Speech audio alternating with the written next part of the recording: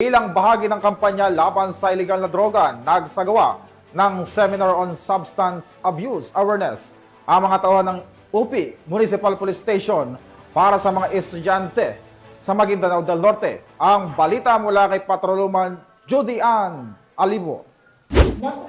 Seminar on Substance Abuse ang mga personahe ng UP Municipal Police Station sa mga estudyante ng UP Agricultural School. Ito ay upang mabigyan sila ng kaalaman hinggil sa mga uri, epekto at panganib ng paggamit ng ipinagbabawal na gamot. Gayon din ang mga batas na may kaugnayan dito na ginanap sa UAS Social Hall Nuro, UP Maguindanao del Norte nito lamang ika-8 ng Oktubre taong kasalukuyan. Ang naturang aktibidad ay naging inisyatiba ni Police Captain Julius L. Yutub, officer in charge ng UP MPS at aktibong suporta ng mga guro ng naturang paaralan.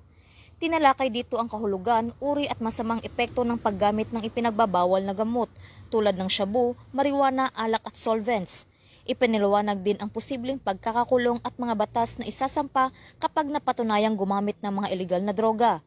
Binanggit din ang mga hakbang sa prebensyon at rehabilitasyon, gayon din ang mahalagang papel ng pamilya, paaralan at komunidad sa pagpigil sa paglaganap ng droga.